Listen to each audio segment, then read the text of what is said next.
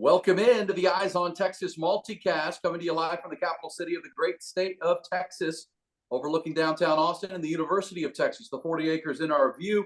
Welcome to the weekly broadcast that understands the pride and tradition of the Texas football program will never be entrusted to the timid or the weak.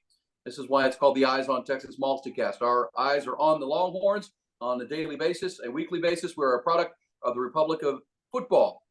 On the Dave Campbell's Texas Football Podcast Network, we are presented by our presenting partner, Grande Equipment. Couldn't do it without them, and certainly our other four founding partners who help us put this podcast together each and every week and bring us the content that you enjoy on a daily and weekly basis. I'm Aaron Hogan, morning show host at The Horn here in Austin, Texas, and doing morning show radio here in Austin for 25 years. Covered a lot of Longhorn programs, so it's fun to document it, talk about it on a daily and weekly basis. He, my co-host, is a senior writer at the Dave Campbell's Football Magazine, online and hard print. He's working hard for your money. He is our man, Mike Craven. Mike, you were at the game, Houston and Texas. You took in the 40,000 folks, and we're looking forward to talking about it. How was the game? How was the third ward? It was a lot of fun. I've never seen that stadium be buzzing like that. It was loud. The students were there early. As they were getting through security, they were running to their seats. There was a ton of people outside of the stadium. And I think for Houston fans, it kind of felt like a sigh of relief in how football is supposed to be. They're still kind of getting over being left out of the Big 12 when the Southwest Conference dissolved. And so for at least a day, they got to be kind of back in the limelight, back in major college football. And for them, they feel like they're a sleeping giant about to come alive there in a couple of years. For Texas, they survived. And we kind of talked all offseason about Texas being capable of one of these games. I think there's two ways to look at it. We can look at it glass half full, and that they were able to win a game that maybe in a couple of years past, maybe in the recent past, they would have lost. But on the downside, they're up 21-0, and they ended up in a dogfight for 60 minutes and lost their quarterback. So a lot to unpack after that game. Gosh, I think that's exactly the way I would put it. A lot to unpack, and we'll do so over our 4 quarters of conversation. And I will tell you that our first quarter is going to be about the game. We're going to talk about the game itself. The 31-24 win for Texas, open up 21-0. Look like the blowout is on. Next thing you know, the Longhorns are going to tie game in the third quarter. Quinn Ewers gets hurt. Then it's a dogfight. So it turned into, as Mike said, one of those trap games on the road. It didn't look like it for the first 20 minutes of football, but we will talk about it from that angle, the game itself. Then in our second quarter, we're going to talk about the injuries, including obviously the biggest story of the day and the week. The injury to Longhorn quarterback Quinn Ewers came in the fourth quarter. I think it actually happened we all saw Quinn take the hard hit where he's trying to run for a first down and got clobbered by the linebacker. Your quarterback should never, unless you're Josh Allen or Jim Kelly back in the day, I don't know, taking on linebackers, never a good idea for a player that doesn't get hit that often. They wear the green beanies, Mike, for a reason. You don't want to be taking hits. They protect them. All of a sudden, this guy's lowering his shoulder. But apparently the injury happened a couple plays later on a first down sack where Jatavion Sanders got beat and on a block and took him to the ground and kind of rolled up on his shoulder. It's being called a grade 2 AC joint sprain. We'll hear Sark talking about the injury, and we'll talk about that injury and the injuries all over the place right now, mostly in the secondary the Longhorns are dealing with. So our second quarter, we focus on the injuries.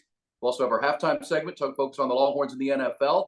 Had some big-time burnt orange performances on Sunday in the National Football League. Our third quarter will be focused on moving forward with backup quarterbacks, it looked like, for at least a little while. Also getting ready for BYU, how to improve on the things that obviously have been exposed over the last 2 ball games against Oklahoma and against the Houston Cougars. But we'll focus on the game. And then we'll also have a big picture. Longhorns are sitting at number 7 in the country. They're 6-1. They're right where they want to be, but they've got to get better. Our fourth quarter always is our final 4 questions. We'll get to that coming up as well. I want to tell you the multicast that keeps you on top of all things Texas football. We call it the multicast because it's available to watch weekly as we record an episode every Monday and then drop it on Tuesday. That's available at the Dave Campbell's Texas Football YouTube channel. Also the Horn FM in Austin. It's right there on the YouTube channel as well. Just search the Horn Austin. You can also find it on iTunes and Spotify. If you just want to listen to the broadcast. Also follow us on Twitter at Eyes on Texas FB, on Instagram at Eyes on Texas Pod, and now on Facebook, we're live at Eyes on Texas Podcast. And if you can see, we are not in our luxurious penthouse 4th floor studios in West Austin today, Mike. We're on Zoom today. We're doing some renovations at the radio station that I work at, the Horn. So we've been shoved out of our normal broadcast location. So we're going live on Zoom. But we will have all the highlights. We will have, not highlights, but the Sark cuts and audio. And you can see that, speaking of being in Houston, you see my my picture of the Astrodome behind me. It's kind of an old school black and white Astrodome back in the day. Grew up going there, so I know Houston very well, and it's my ode to U of H. And one of my first love ever with Mike was the Houston Astros, because I kind of got there I moved to Houston in 1980. And so the Astros were in the playoffs, and Nolan Ryan was there, and I fell in love with baseball. I was a big baseball fan anyway. And the Love You Blue era had just ended. The Houston Oilers got pretty bad real fast. But most of my first loves were Houston Astros baseball. Go Stros tonight in the Game 7 of the World Series. And the Phi Slamma Jamma Houston Cougars were one of the first teams I really, as a 12-year-old kid, just fully embraced and got on board. So broke my heart a couple of times with Akeem the Dream and Clyde the Glide and those guys. But so those are my Houston roots you're seeing behind me with the Astrodome. But ready to talk some football, and we want to thank our friends at Grande Equipment. Throughout the night, you'll hear my thoughts on telling you about Grande and the other partners that we have. Let me tell you about our presenting partner, Grande Equipment, who has been on board with this thing from the jump, Wes Murray and the team. Grande Equipment, our friend and partner, Wes Murray, his team, they understand your reputation is all you have when it comes to a project of any kind, large or small. All that matters is getting it done on time. That's why Grande partners with you on every project you have. Just earning your business is the beginning of the relationship at Grande. They're going to get you to the finish line, get that project on budget and done. They've operated that way for 31 years. They're not in the equipment business. They're in the relationship business. You need the right piece of equipment for that project, large or small. From anything from major construction of a building to freeways down to something at the deer lease or land, and you need a heavy piece of equipment, they're going to get it to you. Be there ready and job site ready without hassles or uncertainty, and they are the best, I promise you. They're a small, independent company based right here in Central Texas, but they play in the big leagues in a big way. It's Grande Equipment, your international independent dealer. Find them at grandeequipment.com. They present the Eyes on Texas multicast. All right, thank you to Grande. Appreciate them so very much. Find them online at grandeequipment.com. Our other presenting partners that you'll hear from throughout tonight, Carlos Carrion, the Texas Mortgage Guy, our friends at Hay City Store in Driftwood, One Source Gas of Central Texas, and Dr. Greg Eckert, my dentist, with this beautiful smile now. He restored my teeth just weeks ago. He can do it for you too, and his Brain Vault technology. We'll highlight all of those things tonight, but thank you to Grande Equipment. All right, Mike, let's dive into our first quarter. It's going to be brought to you by Brain Vault. The Brain Vault technology, more than just a mouthpiece. It is allowing your young athlete to play hard but play safe and reduce the risk of concussions. It's research-based and absolutely a must-have for every youngster, male or female, in a contact sport. We'll tell you about that coming up. But my first quarter is about the game. 31-24, Texas wins it. You were in the building to see it unfold. The way I kind of look at it is the first 20 minutes, Texas dominated the game, kicked, and really did whatever they wanted to do. Middle 20 minutes of a 60-minute game, Houston punched back. Steve Sarkisian went for a fake field goal. He probably shouldn't have. And Houston got right back in the game. They used the 2-minute drill at the end of the half and came out in the second half and got back in the game, tied the game at 21. And then the game was on. And I thought the final 20 minutes, Texas actually got their bearings and found a way to win this game with big defensive turnovers, big defensive stops. And then, even with a backup quarterback, we were able to go get the game-winning touchdown. There was some favorable officiating for Texas, I think, in this game. But in the end, unlike previous years, they survived a game on the road that I think previously they would have lost, would be my bumper sticker version of this game. Yeah, I mean, that's pretty dead on. It was kind of an odd thing to watch from the press box, because they lose to Oklahoma, they have their bye week, and you wonder if they're going to come out slow and kind of lethargic and maybe looking past Houston or not taking this as seriously or whatever, having some residue from that last game and being a little bit rusty. And they come out, Ewers was 19 of 20 to start the game. They're able to run the football. The defense looks really good. The defensive line is dominating the Houston offensive line. You look up, it's 21-0 at the end of the first quarter, and you're almost ready to start writing your story. It feels done. Like Houston's going to go away. But to Houston's credit, they kept fighting back. We saw that with the Hail Mary against West Virginia. That's a plucky team, and this game matters. We've talked about kind of this Texas farewell tour through the Big 12.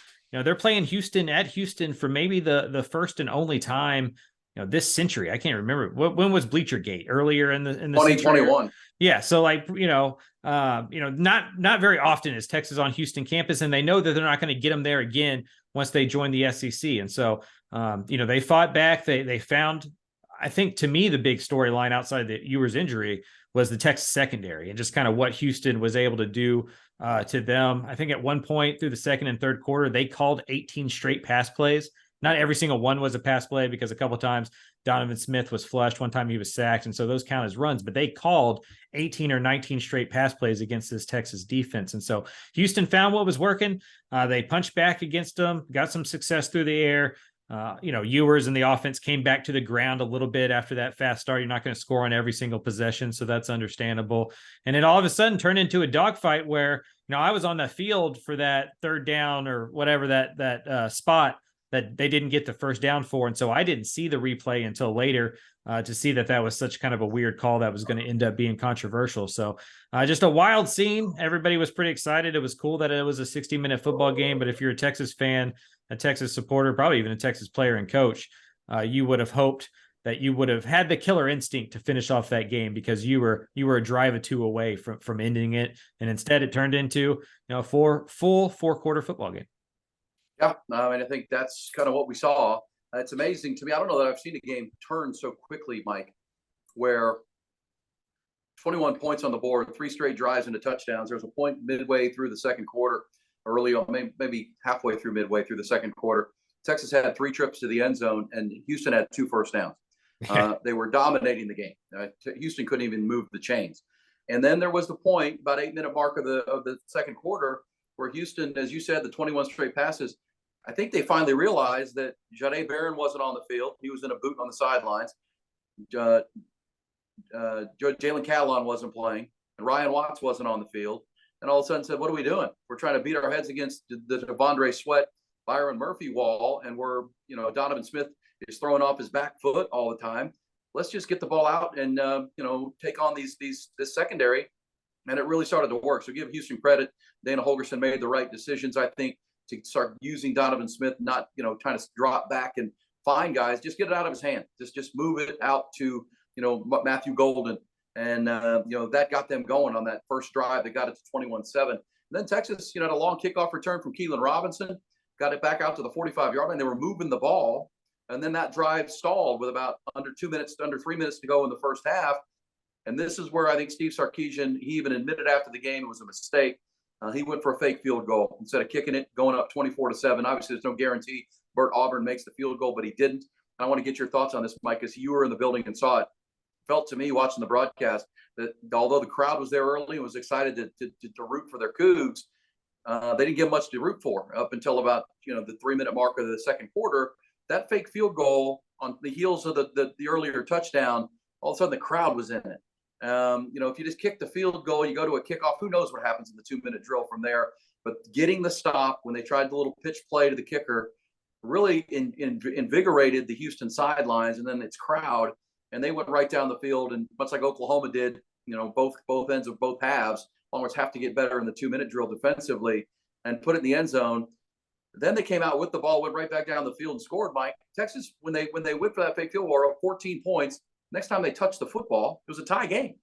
That's how big of a play that was in my mind for Steve Sarkisian to go for the fake, not take the 3.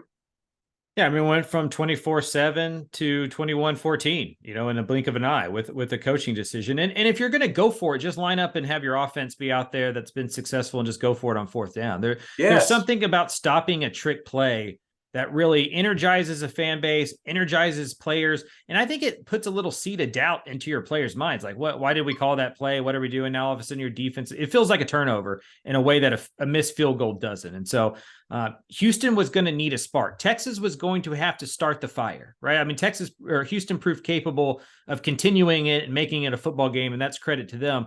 But they were going to need Texas to do something to spark it. They were going to need turnovers.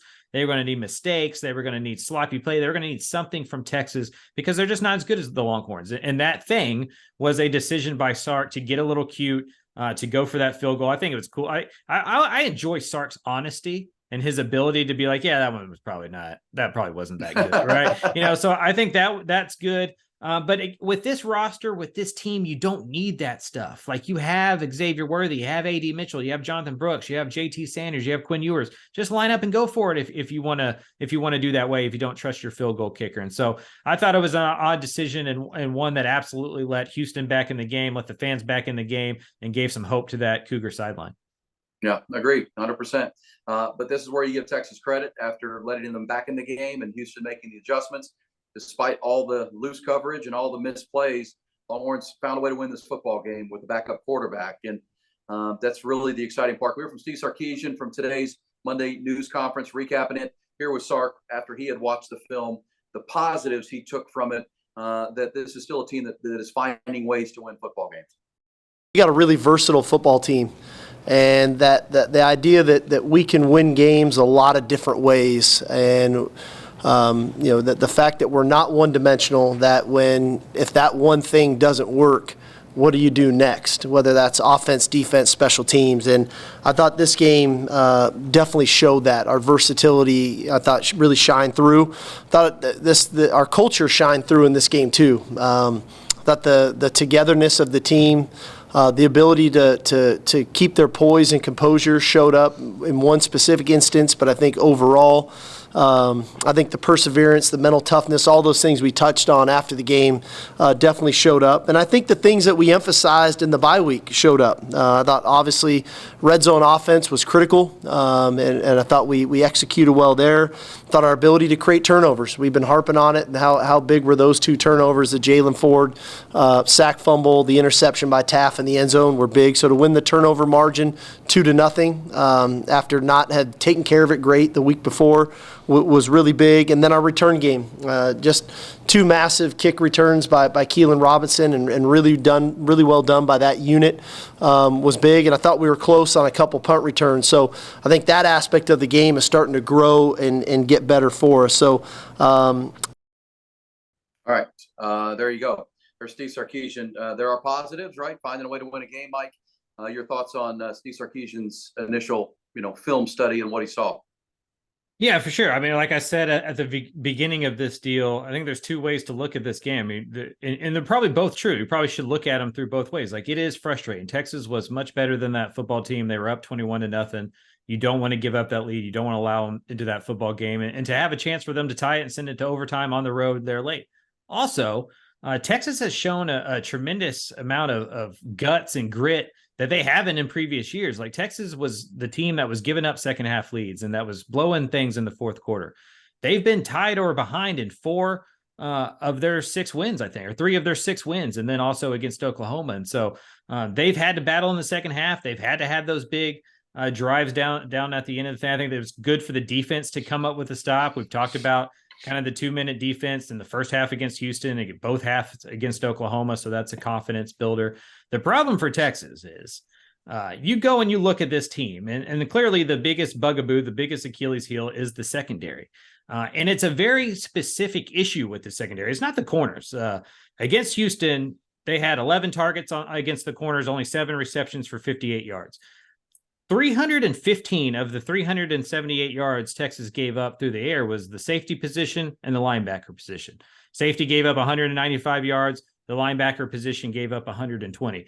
And Houston, I don't know if you remember this in the game, Houston just started running mesh like over and over, just crossing after crossing after crossing, getting their wide receivers on linebackers in the first level, and then against safeties in the second level, and just taking whichever one was open. If Texas did a good job covering the initial crosser, they threw it to the second one, or vice versa. Texas's safeties have struggled all year in pass coverage, and until they can figure that out, that's going to be something that is a problem for Texas moving forward, no doubt. No question, man. This is what happens over 6-7 games. More and more gets put on film, and there's more and more you can attack. And I'm of the opinion, Mike, that when Keaton Crawford and Michael Taff are on the field together, it's a problem. I just don't.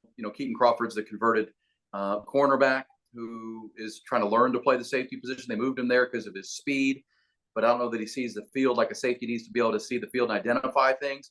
Seems like Michael Taff is yelling at him all the time about being in the right spot and carrying the right coverage and all kinds of things.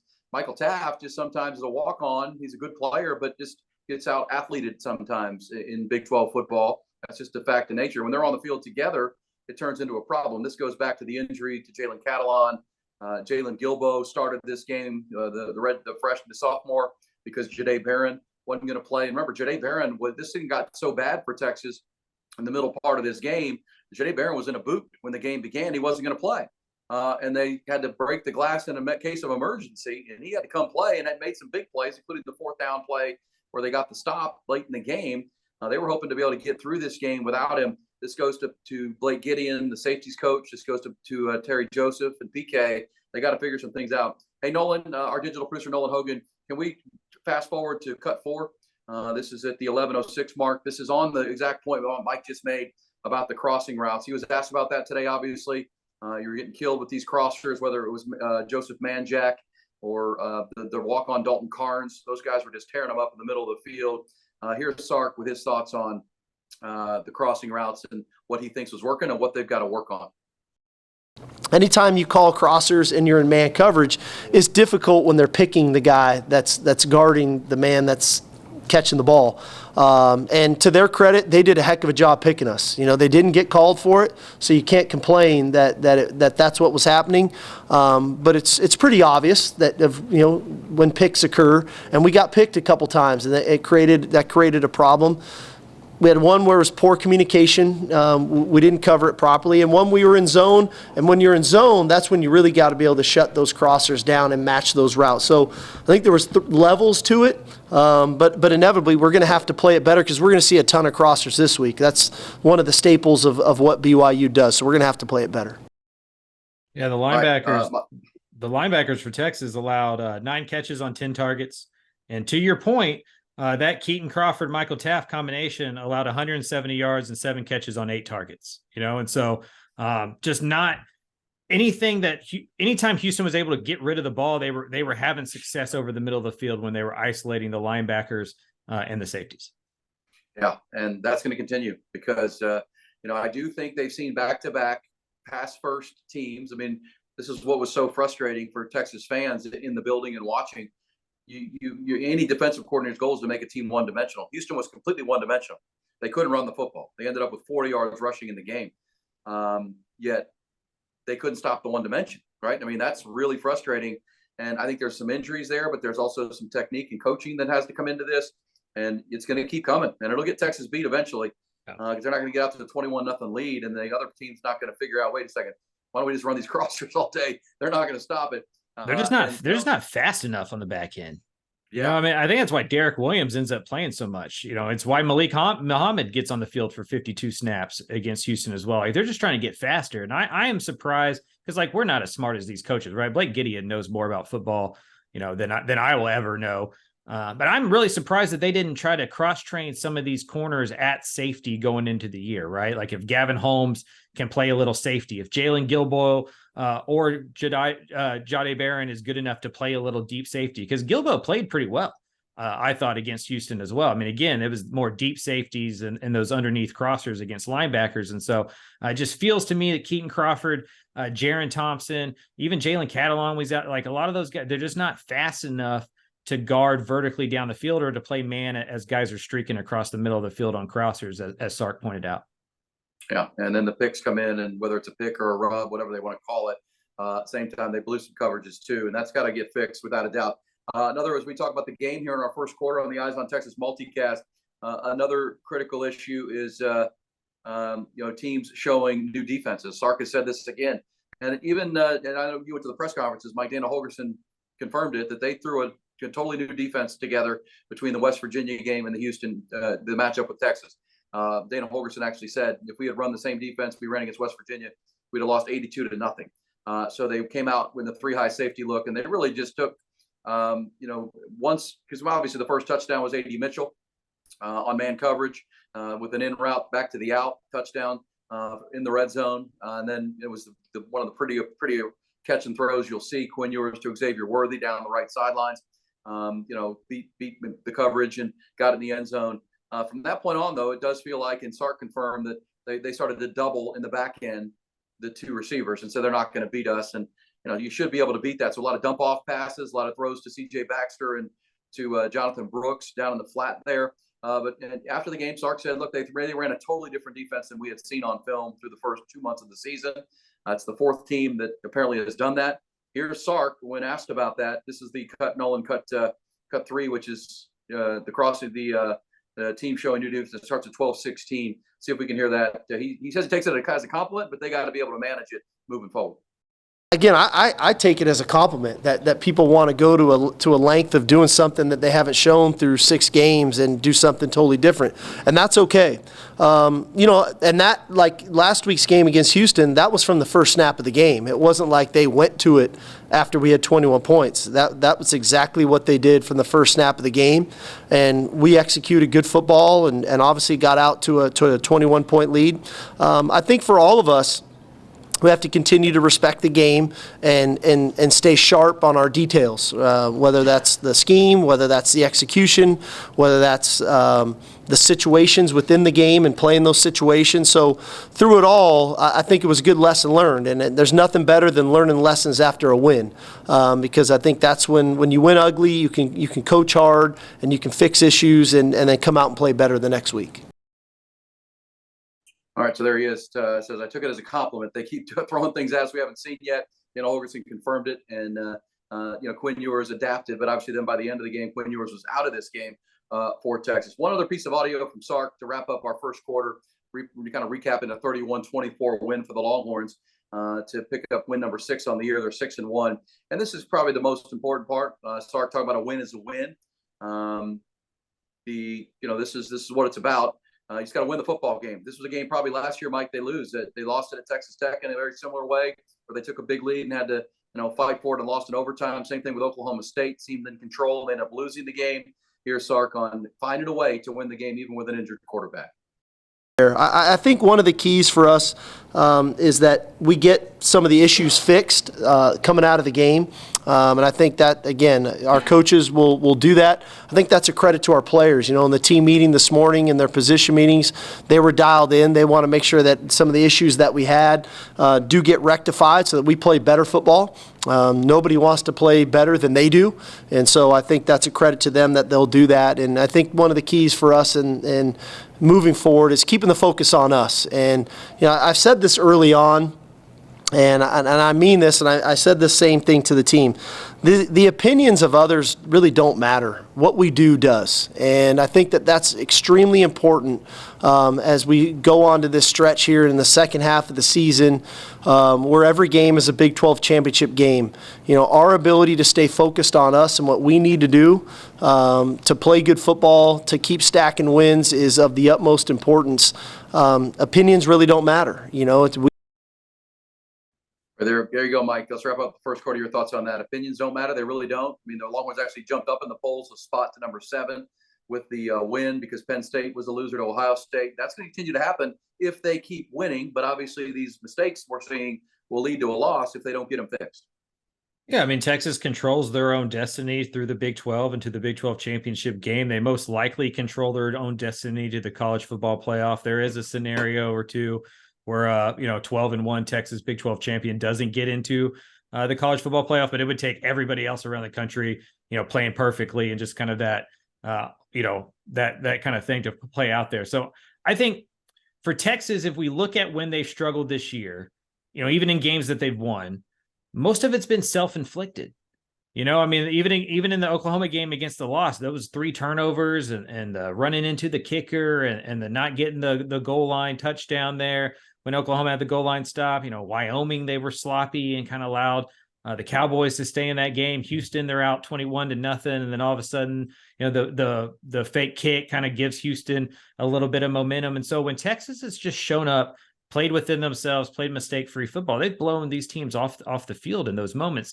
They just haven't done it for 4 quarters, sans maybe that Baylor game, right? And so even the Kansas game, the first half was a little sloppy, and they took it away in the second half. It is hard. This is not a video game. It is hard to get 18 to 22-year-olds to play 60 minutes worth of football, especially against competition that they know they're better in when you're up 21-0.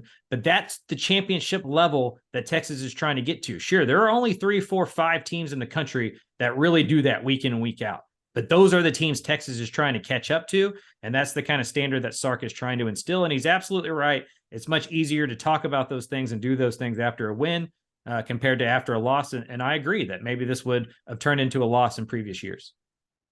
Yeah, well, that's the key. You won the game. Survive in advance. Oklahoma had to do the same thing against Central Florida. They had to stop a 2-point conversion. They'd been in overtime. Texas was almost in overtime. Although I will say, to wrap up our first quarter, Dana Holgorsen at his news conference today, said that had they scored, that they got in a better spot and gone in and scored, they were going to go for two, and they were going to run the upside down hook 'em or whatever he said, and we were going to win 32-31. So he had already had in his mind that they were going for two in that spot, not trying to go to overtime with Texas. So, get a win, get out, get better. And that's really what the Longhorns need to do, is keep getting better. But there are issues that have been exposed over the last few games that they've got to go to work on for sure. We come back to our second quarter. Let me tell you about, we're going to get into the injury things. We'll get Sark's update on Quinn Ewers. What is the issue? Also, there's one other player that's going to be listed as week to week now. Sark will explain that. But some positive news on the injury front, too. Also, in our third quarter, we'll talk about moving forward and improving on these things that Texas needs to improve on. Also, getting backup quarterbacks ready to play, Malik Murphy and Arch Manning. That conversation coming in our third quarter. But do want to give you a quick timeout to tell you about our great friends at Brain Vault. The Brain Vault technology, revolutionary, with our friend Dr. Greg Eckert and his partner Drew Pittman. Brain Vault has patented technology based on proven science that helps protect young athletes and reduce the risk of concussions. I know sometimes I say that and you're thinking, well, how does that work? How does that happen? I can read you this from Dr. Greg Eckert, who has been doing rigorous testing with the great people down at Texas State University that have been testing this product of theirs, which is Brain Vault, which is an orthotic. And they just got on Friday some proven-based research that this absolutely works. It is developed technology that is used in the NFL. As we told you, Drew Pittman, his partner of over 30 years, an agent in the NFL, has helped Dr. Eckert here bring this technology to the NFL. And over 100 NFL players have been wearing the Brain Vault technology with no concussions over the last 8 years, which is just incredible. And then Brain Vault now taken their technology used in the NFL and developed a retail version of their mouth guard. So now your young athlete can have the same level of protection that NFL players have experienced. And all you have to do is go to brainvault.com. You can go learn at the website all about that new research at Texas State. It's proven technology now that works. It aligns your jawline with your neck muscles, and that's all about that moment of impact. Where your jaw is going to clench, your mouth is your teeth are going to clench, and you have to have the right alignment. That's what this is about. It's brainvault.com. Learn more. It's the next level of protection. Get your young athlete fitted in any contact sport, your entire team fitted. Vandergrift High School here in Austin, Lake Travis, Regents, schools all over Central Texas, down into Houston, up into Dallas, are getting all their entire rosters and teams fitted for the Brain Vault technology, and you should too at brainvault.com. That's brainvault.com. Join the movement to get your fitting set up now. All right, Mike, let's open up quarter number 2 of the Eyes on Texas multicast following the win over Houston 31-27. Obviously, our entire second quarter devoted to injuries because there's a big one, and that's to Quinn Ewers. Can we start this by hearing from Sark? Early on in his press conference today, he let folks know what was going on with Quinn. Also, Ethan Burke, the Longhorns starting defensive end, has an injury he's dealing with. Here is Sark on the very latest. Quinn and Ethan Burke will both be week to week at this point. We never really know exactly how bodies respond to injury. And so we're just going to have to monitor these guys on a weekly basis. Obviously, we're going to do everything in our power to get both those guys back sooner rather than later. So we'll see how that goes. And obviously, Catalon's kind of in that same breath. Okay, so those are the 3 guys there. Everybody else has been really good. And all right, so there you go, Mike. Quinn Ewers, Ethan Burke, and Jalen Catalon still in the week-to-week category. The reports are it's a grade 2 shoulder sprain, AC joint sprain for Quinn, which means, we could be 1 week, would be 2 weeks, could be 3. Just heard Sark say different people, heal differently. The fact that last year Quinn did deal with an injury to his left shoulder, the collarbone issue, and took him 5 weeks. This one doesn't seem as severe as that. Same time, it's a throwing shoulder, not the left shoulder this time. So we'll wait and see. Who knows? I mean, the Longhorns have back-to-back home games now with BYU and K-State, but listed as week-to-week according to Sark. I'd imagine he's out at least 2 weeks, just from what people I've talked to around the program, around South Lake Carroll that still know Riley Dodge. Just knowing these injuries from having a grandfather who was kind of this is what he did, this was his job, was to work guys back from injury. So I can still kind of lean on him for how long these things last. And so I'd imagine he misses the next 2 games, BYU, Kansas State at home. Then it becomes pain tolerance and just how well he can throw moving forward. And frankly, probably how good the UT backup quarterback is playing, right? Whether that's Malik Murphy or Arch Manning, if one or both of those guys come out and play really well, then maybe that allows Ewers a little bit more time to heal. But from what it sounds like to me, unless there's something structurally damaged there, which I don't think there is, or you wouldn't say it was week to week, it's going to come down to getting rehab for the next couple of weeks, getting swelling down, and then just figuring out what you can manage from a pain standpoint. All right, there you go. And so that's the injury. Catalan, Burke, and Ethan Burke, of course, was wearing a knee brace for the last few games. Wasn't wearing the knee brace in this game. It looks like he may have re-injured that knee. He's a bit of a sprain in the knee. And then Jalen Catalan, we don't know, could use him in a big way with his intelligence and high IQ in the back end moving forward. So one other piece of Sark audio talking about the defensive backs, and this is where Jalen Catalan comes in. Jahdae Barron, as we said, they had him in a boot, and we're hoping not to have to use him. Jalen Gilbo, the sophomore, was back and playing, but it wasn't going good. So they took the boot off and said, "Get on in there, Jahdae," and he did pay some dividends. Here's Sark on the versatility of Jahdae Barron, who actually by the end of that game, Mike, because of injuries at corner to Gavin Holmes and Terrence Brooks, slid out and was playing corner in this game. So this is a cut about the injuries in the back end, but also Sark talking about Jahdae Barron and the versatility he brings to that secondary. As the week goes on, we'll assess that. What's in our best interest for this game of what we need to do. Like I said, I think it was big for Jalen Gilbo to play as much as he did Saturday, especially that entirety of the first half. So we know what we have there and his experience from last year, and he feels really healthy, and that looks good. But we're going to have to monitor Gavin Holmes. We're going to have to monitor, Terrence Brooks got a little nicked up. I think we're more than hopeful that we'll get Ryan Watts back this week, which was big for us. And I think Manny Muhammad's coming. So it's all predicated on where's our issues and trying to put the best 5 out there that give us a chance and then rotate those other guys.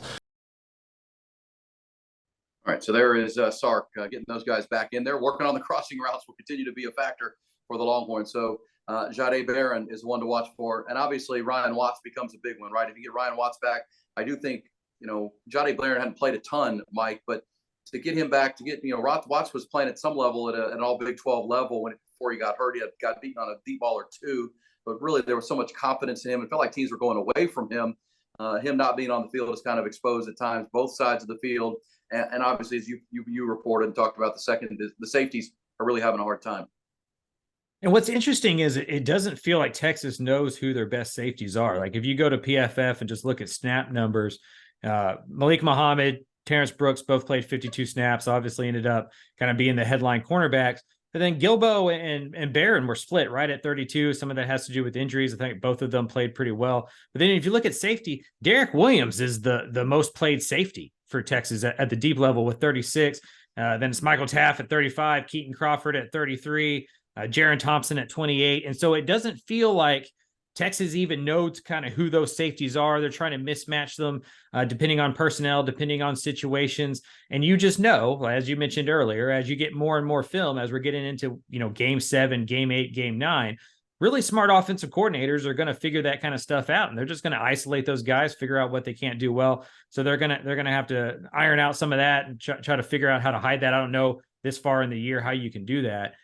In terms of injuries, do you think it's time to kind of start talking about like Quinn Ewers' injury history and if that's kind of a thing about him, or is just some of this freak stuff with shoulder injuries? Because he missed 6 games as a junior in high school. Obviously, his senior year, he forego and went and redshirted at Ohio State and then didn't play. Missed 3 games last year for the shoulder injury and now is injured, after week 8 here in this season. And so I think it's some of it's the position, and he's taken 2 big hits. Those are big guys falling on his shoulder. It only takes 8 pounds of pressure. But I do think it's something to kind of like think about and talk about with the Quinn Ewers situation because he has been injured. The last 3 years, he's been a full-time starter in his career. Oh, no question. I mean, it'll be a red flag if, we talk about him next level. Obviously, Texas's work focuses on right now and the big picture of their program. But yeah, that's going to be called into question. And obviously, his decision to take on a linebacker is going to be questioned as far as decision-making at the quarterback spot. But yes, durability is a huge factor. The best ability is reliability and dependability. And if you can't be dependable to play a full season, we've seen that all over the National Football League. Good quarterbacks that just can't stay healthy, get that rap, get that knock. And they need Quinn to stay healthy as much as they can. Obviously, it appears the injury happened on a play that really wasn't anything he could do about it. Came with a blitz and tight end didn't pick it up and he got rolled over on. As you said, only takes 8 pounds of pressure to separate that or sprain that shoulder, which is what appears happened. But it is a fair question. I mean, there's no doubt about it. But it also continues the trend that, gosh, I'd say in the last 20, 25 years, the Longhorns have not had to go to the backup quarterback at any point in the year for like 3 or 4 times. I mean, that's really it every year. And that's not, that's true across college football. Yeah, that's not definitely. I mean, ask Texas A&M about that. Ask Texas Tech about that. Ask Baylor about that. Yeah. Done. Dylan Gabriel last year at Oklahoma. It's just it's you got to have the backup quarterback ready, which is what our third quarter will be dedicated to coming up. Because getting Malik Murphy ready, Arch Manning ready. We'll hear from Sark on what's next for the Texas Longhorns and moving forward to face a BYU team and then K-State. So we'll get to that coming up. That wraps up our second quarter. Brought to you by our great friends at Hayes City Store and Ice House. I was out there watching some football, and the band Suede was out there last night, Mike, after to wrap up the weekend. Suede, one of the best cover bands in Austin, pretty legendary. They were out there playing last night on the stage. Maybe with the Hayes City Store, you've seen there's a PBS show called what's the show where the guy goes around with a little hat and goes to little towns and checks places out? Day Tripper. They did a cool feature on Hayes City Store. But let me tell you about Hayes City Store and Ice House. Quick minute for them. It's delivered by the incredible Scratch Food and amazing times at Hayes City Store and Ice House in Driftwood, Texas. Hayes City Store, ready to serve you and your family every day of the week. They are the total package when it comes to a destination location or just a night out. They offer seating inside in the original store and bar and kitchen with the air conditioning, or on the picnic tables on the turf under the gorgeous canopy of Hill Country oak trees, live right near the live music stage where they feature great music 6 nights a week. Also, you can go where I go all the time, into the adjacent covered, incredibly comfortable Ice House and sports bar, and you just enjoy the famous now Scratch Texas comfort food, wood-fired pizzas, house-ground burgers, the best wings. If you love wings, you're going to love their wings. They're unbelievable. They smoke them first and then give them a little deep. They're just tremendous. They got the wood-fired pizzas I mentioned, house-ground burgers, chicken fried steak, truck stop enchiladas, plus a full bar, great margaritas, and over 53 beers on tap, and so much more. Great for a night out with the lady or a bigger group with a big birthday or anniversary or graduation. It's 8989 FM 150 in Driftwood. That's Hayes City Store and Ice House. The complete mouth-watering menu is online at hayescitystore.tx.com. All right, halftime. Before we get to our third quarter, quick little interlude to remind you that there are 30 plus Longhorns playing in the National Football League, and our digital producer Nolan Hogan has been doing the deep dive work on Longhorns in the NFL. I know Deontay Foreman had a great game yesterday for the Chicago Bears. We got a big win over the Raiders. Got some Longhorns starring in the National Football League. Bijan Robinson, by the way, didn't play yesterday, Mike, because of a headache, kind of a migraine thing. They couldn't figure it out before the game. Said his head was just throbbing and he couldn't really see clearly. And so Arthur Smith, the coach of the Falcons, said, you know what, we're going to shut this thing down. And he did not play yesterday. But Nolan, who else did we see have big games playing in Sunday football for the Longhorns? You mentioned Deontay Foreman, 16 carries, 89 yards, and 2 tuds. And a receiving touchdown, too. Yeah, the receiving tutty, too. Yes, 3 touchdowns on the day. Another big performance is Charles Omenihu in his season debut after his suspension to the Chargers. 2 solo tackles, 1 sack, and a PBU that led to an interception. It was a big game for him. Deshaun Elliott for the Dolphins, playing against Philly this week, had 4 tackles, 1 solo. PJ Locke played against Green Bay for the Denver Broncos, 3 tackles, 1 solo, and an interception. Quandre Diggs, Quandre the Giant, playing for Seattle against the Cardinals this week, had 3 solo tackles and a PBU. And our guy Brendan Schooler, 2 solo tackles for the New England Patriots versus the Bills. All right, there you go. And halftime brought to you by our friends at One Source Gas, keeping up with the Longhorns in the National Football League. Hopefully, if you have a fantasy football team and you had Deontay Foreman stashed on your bench, that you got him in the lineup yesterday, because he delivered in a big way with a 3-touchdown effort for the Bears, with some injuries to Khalil Herbert and Roshan Johnson, a little dinged up as well there in Chicago, the lifetime Longhorn. One Source Gas of Austin brings you halftime. Our great friends, let's give you a quick pause to say about Richard Strieber and the team at One Source Gas.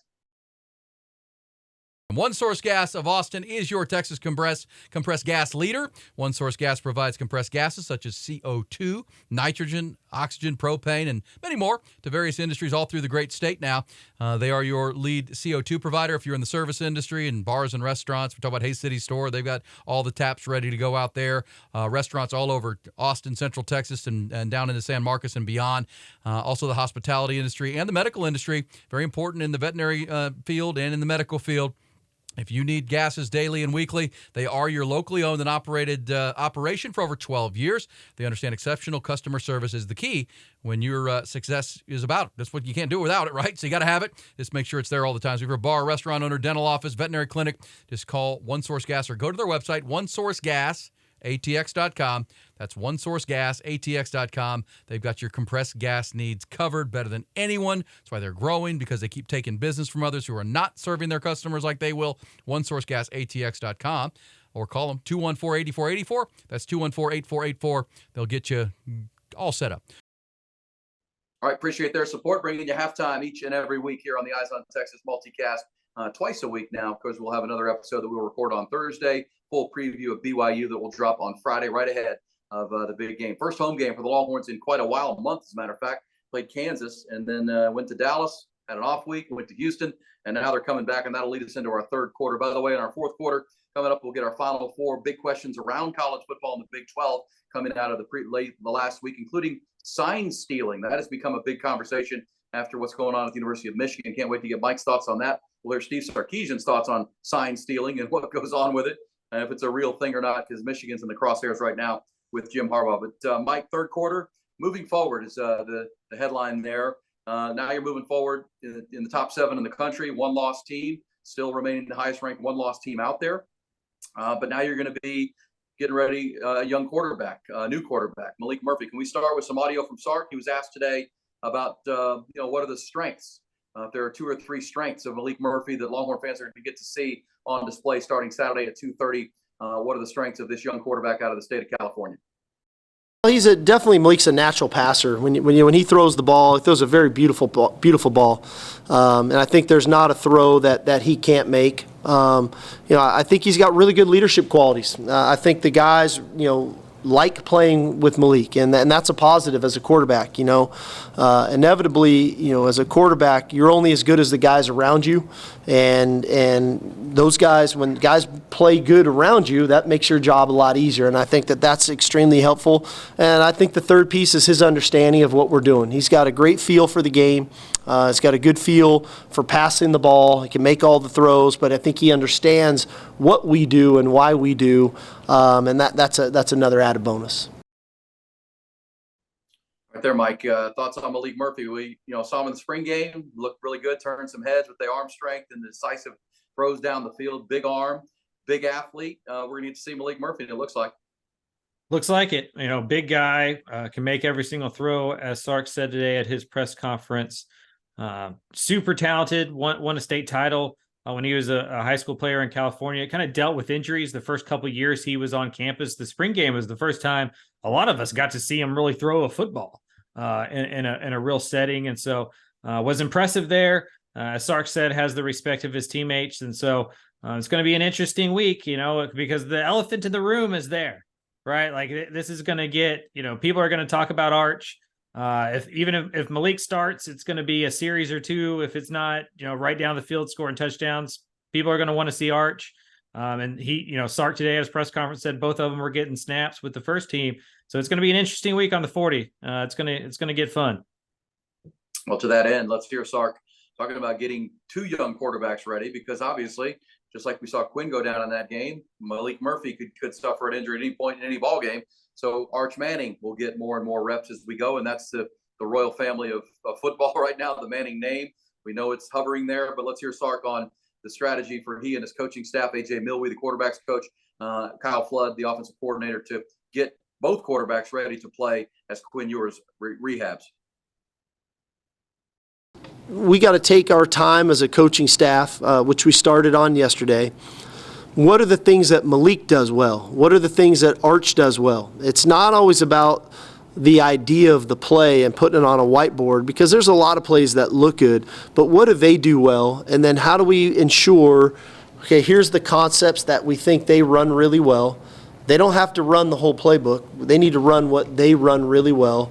And then how do we devise a plan that incorporates what they do well with the personnel, formation, motion shifts, run game to tie it all together? And so that's kind of how you do it, you know. I think it's important that they get confidence early is always helpful, but you never know how a game's going to go. These guys are elite competitors. I'm not concerned about them, you know, fighting through when adversity strikes. But I do want to make sure that I'm giving them the opportunity to do the things that they've shown us that they're good at and that they like. Because, you know, Saturday is going to be a test enough. It doesn't need to be a final exam as far as, you know, let's test them on things that they might know or might not know. I want to test them on the stuff that I know they know really well. I hope they get 100%. This is an open book test. I hope they play great. All right, hope they play great, Mike. I mean, that's interesting. And I like that. I think that's kind of music to Longhorn fans' ears on the Eyes on Texas multicast. We're not going to ask them to run the same playbook as Quinn. We're going to talk about what they do well, plays that they're very comfortable with, and formations and schemes. And, you know, we'll have plays built for them and certainly for Malik Murphy's strengths, because those are different than what Quinn your strengths are. I just think this whole thing's fascinating. I think there's the micro conversation of what happens over the next week or two. Texas playing against, you know, a solid BYU team at 5-2, but then a really good Kansas State team that's finding their stride in the second week. So their next two opponents are 10-4. Their last three are 11-12. Right now. So if you can survive these next 2 weeks, you feel pretty good, especially if Ewers comes back, obviously. But then it gets really fun if we start talking about the macro stuff, right? The large, big picture stuff.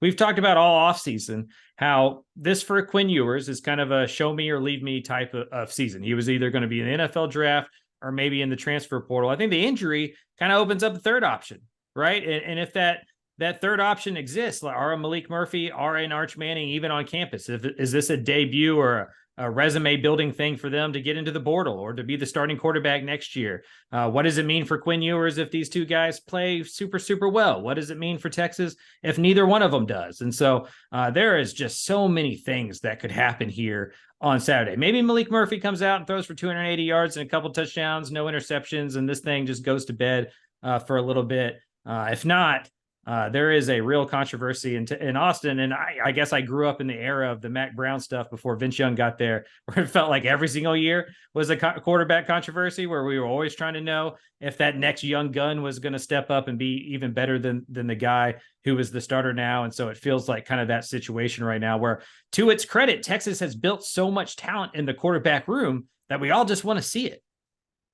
Well, I think you're right. That when I was covering Texas when that was all going on, and it was, gosh, it started with Shea Morenz and James Brown way back in the middle 90s that led to a quarterback controversy, and that was John Mackovic, obviously. Then Mac Brown just started recruiting quarterbacks at a high level, so you had the Major Applewhite was actually here, recruited by John Mackovic. But then Chris Sims is the number one quarterback in the country, kind of like Quinn, but everybody loved Major Applewhite. But then he got hurt in the Alamo Bowl, which gave Sims the open door, and that led to that huge controversy in the Sims-Applewhite debate. Gosh, even Vince Young, there were debates about Chance Mock, who was a highly recruited player out of the Woodlands, who all of a sudden people wanted Chance Mock, and let's move Vince to receiver. This is where a leader, a coach, has to have a real steady hand. You can't go where the wind blows. You can't listen to fans. We heard Sark say it earlier here in the multicast. You know, opinions don't matter. We have to do what we can do. And right now, he's got to get Malik Murphy to play in this game and win this game. You just mentioned the stat that matters most. Moving forward, the next two opponents are at home, so you have your home crowd behind you. Texas does play good at home, you know, and they're 12-3. With their Sark coming up previewing BYU. BYU is his alma mater. The head coach was a teammate of his at BYU. The offensive coordinator was a receiver he threw to at BYU. So he knows this team very well. And then K-State, as you said, they're finding their stride, and we'll learn more about them. But these are the two toughest games as far as record goes left, because then you're going to TCU, you're going to Iowa State, you play Tech. Those are all 500 or below teams right now. So these two games are critical. I get because I'm with you, right? We're in the interesting game. We want to write stories about interesting conversations. I'm in that in the morning radio. But for Sark, that can't matter. You just got to get a quarterback ready to play and also have Archer ready to play. But don't listen to the rabble if Malik struggles a couple of drives, because Quinn has struggled a couple of drives here and there. You got to stick with your guy. If he's your backup quarterback, he's your backup quarterback. But the word fascinating certainly is on the top of everybody's mind. One other from Sark I thought was sorry. interesting today. Go ahead, Mike. Go ahead. Oh, I was just going to say, I think another thing for Sark to do, and I'm sure he's doing this, is reminding those guys, reminding Malik and reminding Arch, y'all don't have to be superstars. We don't need 400 yards and 50 completions and all. Like, this is going to be about Jonathan Brooks, CJ Baxter, as Sark talked about, getting confidence building type throws, getting the ball quickly into your playmakers' hands, relying on JT Sanders, relying on that offensive line. And so Texas is in a position that they don't need the quarterback to come in and win them football games. Just come in there, drive the bus, don't lose us football games, get Quinn Ewers back healthy, and then you go out there and compete for the stuff you put out in front of yourself as goals before the season started. You're right. And I think that's one of the great positives that comes out of the win at Houston on Saturday is CJ Baxter looked as healthy as we've seen him, and he looked explosive. That's the CJ Baxter of those five-star player, and he was kind of looked like that in his start against Rice to start the year. Then he got hurt, and he hadn't been healthy since. And he looked explosive and healthy to go with Jonathan Brooks. Now you kind of have a two-headed monster at the running back position to help set up play action for these guys. And, they're going to test these guys. These defenses are going to try to figure out what Malik Murphy's all about. One other from Sark on the quarterbacks. I think this is kind of a peek behind the curtain because Sark was asked today, how often during the week when Quinn's healthy, are you working with the quarterbacks to be ready for something like this? So that was pretty interesting. Sark talking about prepping quarterbacks 24/7. It's a weekly thing that they do to be in tune with their backup quarterback and their third string quarterback, just because this could happen. When we put together a game plan, there's constant dialogue throughout the week with the quarterbacks and how we're reading it and how we want to do it. And then we try to devise the reps in practice so that guys are getting reps of specific plays and things. And then on Friday night, every Friday night before every game, myself, Coach Mill, we sit with all the quarterbacks and we walk through the call sheet and we'll ask them their favorite plays in this situation, that situation. And so we kind of have a running log of the plays that they mark that they like, right? And so 7 weeks into the season, I've got 7 straight weeks of information from Malik of the plays that he feels comfortable with. And so now as we start to devise a plan, I don't always necessarily have to wait till Friday to ask him what he wants because the majority of the things that are in this plan, I already know he feels really comfortable with. All right, so there you go. Peek behind the curtain, Mike. Sark's a quarterback himself, AJ Milwee. This is an ongoing thing, and every coach has to, have their quarterback that backs up their starter and behind him ready to go because it can happen, and it happens all over the country. You think we see more Savion Red? Maybe. Like that's another interesting wrinkle, Mike. Fascinating wrinkle because Savion Red's package, and that's what gives Sark some credit for what they did. Right, they did fix some issues in the bye week. They hadn't fixed the safeties problem. They were better with their pass rush lanes on defense, I think, and the red zone was a lot better. A lot better. They had the one field goal they had to settle for when they started first and goal at the 10-yard line. They didn't get that one in, but the first touchdown, A.D. Mitchell, was from the red zone, about the 17-yard line. The touchdown to C.J. Baxter was from the 16-yard line to win the game. And then Savion Red to make it 21-0 was off the Red Cat package. And that thing, no one's really stopped that yet, Mike. When they've needed short yardage, wherever they've run it, it's worked. So, yes, and guess what? Savion Red did play quarterback. He can throw a little bit. So, yes, I think you're right about that. Appreciate you bringing up that point here. That's why our eyes are on Texas football, because of those kind of comments right there from Mike Craven. Bring it. Yeah, Savion Red, bring it. Now we got to – because you look, Mike, you just need to win games, just like you just did. Find ways. And if Savion Red's got a bigger package, probably shouldn't be bigger package, but if Savion Red is somebody that you can use more to help your team, then absolutely that's the goal for Sark. Don't listen to the public noise. Get your team ready to play and win a game. Because, again, if you get 4 or 5 more just like you just had, that you got to survive, but you're winning, Longhorns will continue to rise in the polls and rise to where they want to be and get back to the Big 12 title game. One other here in our third quarter brought to you by the Texas Mortgage Guy, our man Carlos Carrion. We'll tell you more about Carlos coming up, thetexasmortgageguy.com. Last one on BYU. Quick thought, obviously, we'll report our Thursday episode coming up Thursday and drop it on Friday with the full deep dive look at the BYU Cougars at 5-2 coming off their win over Texas Tech on Saturday out in Provo. Here's Sark, and as we mentioned, very familiar with this program, actually played and starred for BYU back in the day. Quick thought from Sark on the Cougars rolling in here on Saturday. And we're playing a really good BYU football team, 5-2. Obviously, my alma mater. I know a lot of those coaches well. You know, Kalani Sitake and I were teammates back in the day, and I can't believe he's in year 8 and he's doing a heck of a job. Aaron Roderick, their offensive coordinator, was a receiver of mine when I was there. So these guys are really good coaches. They've got really good schemes. They've got a veteran football team.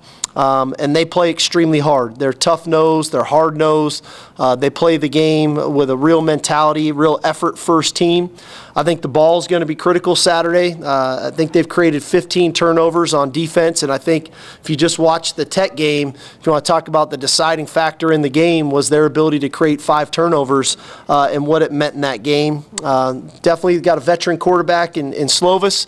Got a multitude of tight ends that they like to use. So, you know, we got our work cut out for us, but looking forward to the opportunity to get back to DKR and play in front of our fans in a heck of a ball game. All right, there's the early thought from Sark, and it's the first home game in a month. 2:30 is the kick on Saturday. And Mike, we'll obviously talk more about BYU, but do you have any, having seen Tech play them last week, they've already played a couple of teams here from the state of Texas that you cover. 5-2, weird to see them look so good last week against Texas Tech. They only had 125 passing yards in that game, but forced those 5 turnovers. They looked terrible against TCU the week before in Fort Worth. So not sure what you're getting in this BYU group. They've played back-to-back teams that are starting their quarterback for the first time. You know, Josh Hoover at TCU, that was his first ever career start. Jake Strong, a true freshman, started for Texas Tech. Tech's on their 3rd-string quarterback, by the way. That's how things are going for Joey McGuire there in Lubbock. And so BYU's kind of been in a bunch of close games. You know, they're a mature bunch. They don't make a lot of mistakes, as Sark pointed out. They turn people over. Not a lot of penalties, not a lot of turnovers, not a lot of explosiveness either, but they're going to be really good in the trenches. They beat Arkansas by 1 possession. They beat Cincy by 1 possession, so they're not blowing teams out. That game against TCU just kind of feels like an aberration. That was a really weird one. Yeah, that's when TCU sprung Josh Hoover on them. They hadn't seen him, and they got behind early. And, a team like that doesn't want to fall behind early. They want to keep it a low-scoring game. They also lost to Kansas early in the year. Those are their 2 losses on the road, but they do own the win at Arkansas that Mike alluded to. But Arkansas has proven to not be a very good team either. They lost again this past weekend. So we'll see. We'll learn more. Again, we'll have another episode of the Eyes on Texas. That might be Jeff Traylor's music in Fayetteville, Arkansas pretty soon. Oh, wow. Breaking news. You think? Yeah, no, that's not breaking any news. I just, they're going to be looking for a new coach soon because they're about to be 0-8. Yeah, and Sam Pittman was the toast of the SEC just a couple of years ago for what he did early, but it's not sustaining right now in Razorback land. All right, that's going to wrap up our 3rd quarter. What's next was that conversation. It's brought to you by our friend Carlos Carrion, good friend of ours. He was actually our first partner who agreed and wanted to come on and be a part of the Eyes on Texas multicast to support us, and we appreciate him. Hopefully you'll support him. Let's tell you a little bit about Carlos Carrion, the Texas mortgage guy. Carlos Carrion, he is the Texas mortgage guy. Why not do a new refi for your home or a new mortgage for your home? Change your life. It's always better to work with an expert in the field who also is a diehard Longhorn fan like you. Lifelong Austinite, knows this market like the back of his hand. Just makes sense to work with someone who you're going to trust. You just heard Sark talking about that. So much better to work with like-minded people. Know their business, know the lay of the land. He's been going on 10 years in the industry now. He's not there to just help you provide a quote when kind of navigate these complicated waters of refinances and mortgages. He's your guide to help solve problems, strategize, like you just heard Sark talking about, one of the most important financial decisions of your life. He's a great communicator, fast response times, not going to leave you out there waiting for days and days and days at a time. He'll be right back to you. He is Carlos Carrion. That's Carreon. Carlos Carrion, the TexasMortgageGuy.com. That's the TexasMortgageGuy.com. Get after him this fall. As it cools off, might be the time to start looking, put your house on the market, maybe look for that next house. Carlos is your man. All right, 4th quarter, Mike. It's always the Final Four, the 4 big questions around the Big 12 and around college football. I'll throw one at you, and I want to play a piece of Sark audio that will start this conversation because the big story broke last week that Michigan under investigation by the NCAA for sign stealing. Apparently, they had a staffer who was going to games, or at least allegedly, and watching and recording and stealing signs to then be used as when they play future opponents from the sidelines. It really feels like it started at Rutgers when Greg Schiano had some choice words about Michigan and what was going on with that. But let's hear Steve Sarkisian. He was asked today right at the very end of his Monday press conference, is sign stealing a thing that you have to prepare for and other teams should be preparing for, or is it an isolated situation with the Michigan Wolverines? Yeah, signal stealing is real.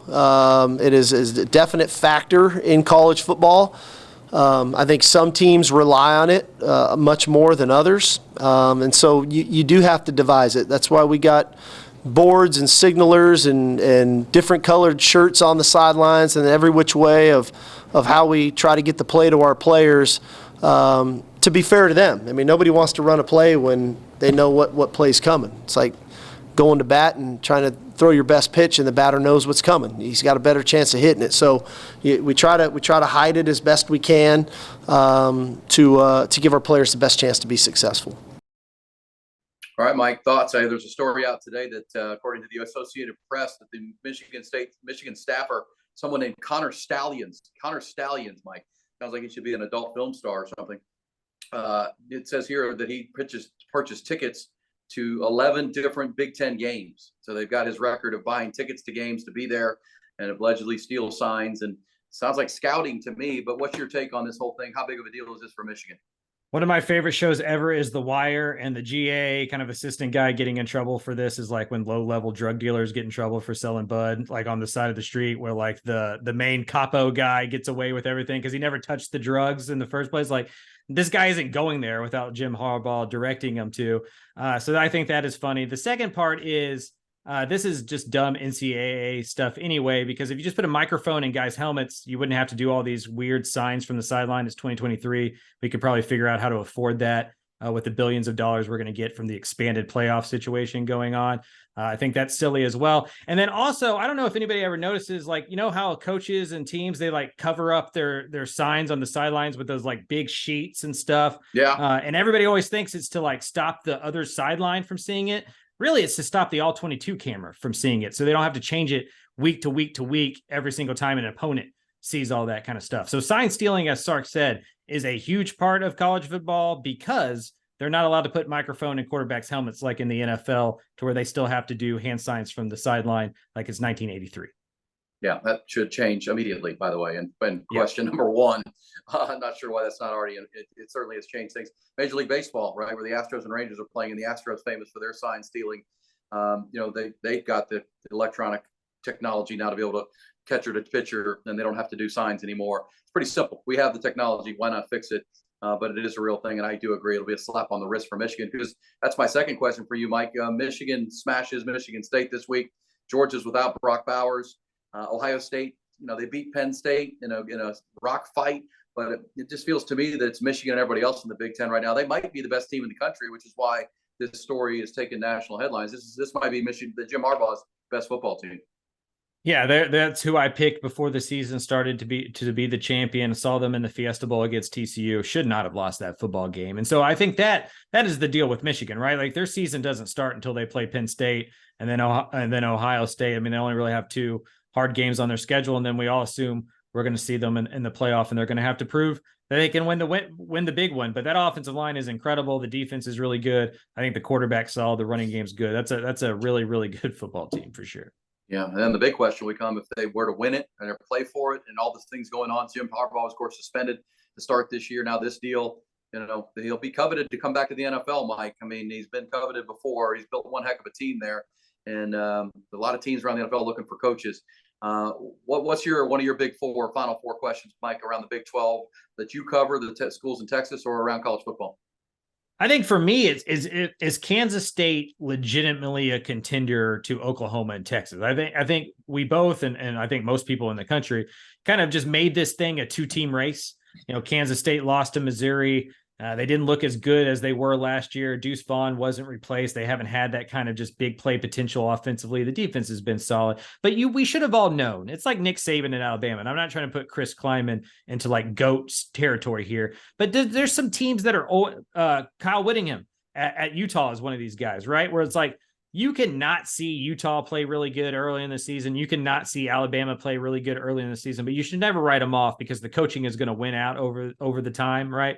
You give them 5, 6, 7, 8 weeks in the season, they're going to figure that stuff out. I think Chris Kleiman is one of those coaches. Kansas State playing excellent football, just absolutely took to the woodshed a TCU team that's not awful, not great, but definitely not awful. I feel like Kansas State is absolutely there. We all knew before the season started that they were going to be maybe the biggest challenger to Oklahoma and Texas, and it looks like going into Week 9 they absolutely are. I'm curious that game in 2 weeks in Austin is going to be must-see TV. No doubt about that. That's 2 weeks from now. BYU this weekend, and then K-State, Texas the following. And there's a young guy named Avery Johnson, not the former Spurs point guard, who has really emerged. He was a big 4-star quarterback recruit for them out of the state of Kansas. He was Mr. Kansas football. Yeah. And he can really run. He had 16 carries last week out of the quarterback run game for 70-plus yards and almost 5 yards to carry last week. And that's revved up to Sean Ward, the starting running back, the Florida State transfer. So now they're running the ball. Will Howard, kind of stepped up with 3 touchdown passes in their win over TCU. And as you said, they dismantled the Horned Frogs. And they don't play Oklahoma. So that game in 2 weeks against Texas, they win that football game. They have the tiebreaker. They don't play Oklahoma. It could decide who plays the Sooners in the Big 12 championship game in a couple weeks in Austin. It's well said. Yeah, we've talked about Oklahoma drawing that pretty easy schedule when the season began and missing K-State. And that K-State team has given Oklahoma fits, much like Texas, because whether it's Bill Snyder or Chris Kleiman, they've just been a really well-coached football team and are getting better for sure. That's a great point in our Final Four. One other note I'll ask you, Mike, the Lincoln Riley situation at USC, there's talk about he and Caleb Williams package deal with the NFL. That's all speculation at this point, but they just lost another game. It's back-to-back losses. They're going to play Oregon this year. They're going to play Washington this year. Lincoln Riley, what a mess. I mean, that team at USC should be able to be better than what they're showing the last couple of weeks, especially on the defensive side of the ball. It is amazing that Lincoln Riley has the same Achilles heel every single year. Like, it's the same thing, like he's a smart guy. Clearly he has to know it too. He has to be able to see it. I don't know how Alex Grinch is still the defensive coordinator at USC. I'm not really sure how he got hired to be that in the first place. What I find interesting about the USC deal is it's not going to get better for them. Like, the Trojans are about to enter the conference where everybody is Utah, right? Like, the whole conference is Utah and how they play and what they like to do in the trenches, what they do offensively, what they do defensively. USC is not built to compete with those type of teams. And until they get bigger defensively and get more aggressive and more physical defensively, they're going to lose to Michigan. They're going to lose to Ohio State. They're going to get beat up by Iowa and all those teams in the Big Ten. I wouldn't be surprised if Lincoln Riley's an NFL coach sooner rather than later. Yeah, you're right about that. And in the NFL, we know it didn't work for Cliff Kingsbury, but you can hire a great defensive coordinator in the NFL. You can hire experienced assistants, and if you get the quarterback right, and kind of like think Sean McVay, right? If you can really be an offensive genius and put good defensive coaches around you. But I still hear from a lot of people that were at Oklahoma and now watching him at USC that he just doesn't run physical enough practice, right? They don't rep hitting enough, and it shows up on Saturdays, and that'll show up on Sundays too. You can't be a soft football team. You just can't. And but you can learn from other NFL coaches when you get there. Lincoln had just brought a lot of his guys that know what he likes to do from Oklahoma with him. But I think you're right about that. That's why we say with Jim Harbaugh, Lincoln Riley, I think these guys are going to be names that the NFL is going to be looking at here, especially with the attachment to Caleb Williams potentially. There's also the idea, Mike, that Caleb Williams, this would be ridiculous in my opinion, but I understand why the conversation is being had. Now that they have 2 losses, he's probably not going to win the Heisman again. They're not going to play in the Final Four. That Caleb Williams should consider shutting it down to be ready and be healthy for the National Football League draft. I disagree with that. I know, knowing you, the traditionalist you are, that makes your stomach turn. But the fact that it's being talked about is something that we have to address. Yeah, I guess the only thing I would say, like, before NIL, I would be more likely to be like, yeah, I mean, I guess sit out, save yourself. You're going to make millions of dollars. You're playing for free at USC while they're making millions of dollars off of your back. You don't owe these guys anything. If you're ready to go be a pro, go be a pro. If somebody came up with an awesome invention 4 months before they were graduating from college and they got offered $2 billion by Dell to go do it, they would leave college too, right? So I guess I wouldn't see a big deal about it before NIL. But now, once you're kind of an employee and you're getting paid, and Caleb Williams is getting paid a lot, he's not getting paid $25,000. He's getting paid a lot.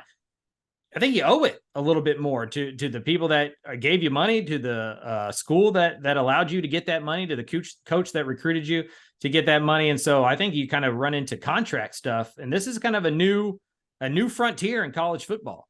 If he got paid a couple $1 million and people gave him that money, I mean, does he owe them 13 games or 12 games of the regular season? I'd imagine that he does. And so that's another thing too. I wonder, we don't get to see this stuff, but I wonder what those contracts are. And if people have started to put in, you're not allowed to opt out, or that becomes void, or you save a lot of that money until after the season, or however it works.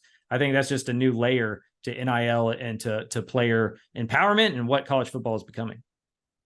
Well said as usual, Mike Craven, finger on the pulse, 100% agree with you. All right, that's going to do it. That's our fourth quarter. It's brought to you by our great friend, Dr. Greg Eckert. You can see it on our Twitch here, our Zoom. I got the beautiful new restored smile. Let's tell you a little bit more about Dr. Greg Eckert, my dentist. He could be yours if you're local here in the Austin area. 27 years, Dr. Greg Eckert. Dr. Eckert can give you the new smile just in one day. Permanently secure dental implants or a restoration, over 1,000 cases. Give him a call, just a consultation. He's here in Austin, right off Far West, North Central. He's been doing it 27 years. It's amazing. He's in his 50s, but he looks like he's in his 20s because he rides his bike everywhere. He's unbelievable, but one of the best people you ever meet. He's Dr. Greg Eckert. Give him a call for a consultation. He's got a wonderful team there as well. You make the informed decisions you need about your dental health care needs with Dr. Eckert at 345-3166, 345-3166. Dr. Greg Eckert with a U, U-E-C-K-E-R-T. That transitions to our fourth quarter, which is brought to you by Dr. Greg Eckert and his Brain Vault technology, which got some great news from people at Texas State University just this past. And that's going to be a wrap on another edition of the Eyes on Texas Multicast. It's a product, and we are a product of the Republic of Football and the Dave Campbell's Football Texas Podcast Network. 13 podcasts full there, but ours is there and prominent. We're powered by Grande Equipment. We appreciate our digital producer. You heard him throughout the show, Nolan Hogan. Our executive producer and editor is Griffin Hogan. Thanks for their great work again. Mike Craven, of course. And our founding partners, Carlos Carrion, the Texas Mortgage Guy. Find him at thetexasmortgageguy.com. Also, our friends from Hayes City Store in Driftwood, Texas, for the mouthwatering food and the scratch menu there. Get out there and see them. One Source Gas of Central Texas is Richard Strieber and his team, Dr. Greg Eckert, my dentist, and that Brain Vault technology, bringing it strong. Appreciate everybody. Mike, where are you headed this week? We'll talk to you again on Thursday to preview the BYU game in full, but what's your schedule and agenda this week for Dave Campbell's? JFK once asked why Texas plays Rice. A lot of people are going to ask why I am going to Rice, but that is where I will be on Saturday to watch them play Tulane. Got to see a football game in every stadium this week. Week 9 fell to the Rice House. All right, and Tulane's a pretty good team. Tulane, very good team. Yeah. All right, Rice is 4-3. Rice is 4-3. That's a 2 winning football. This is a big game in the American Athletic Conference. It is. They just beat up on Tulsa last week. So, Mike, we'll talk again Thursday, man. Appreciate you. Dan, Nolan, Griff, thanks very much. Hope you enjoy another edition of the Eyes on Texas Multicast presented by Grande Equipment.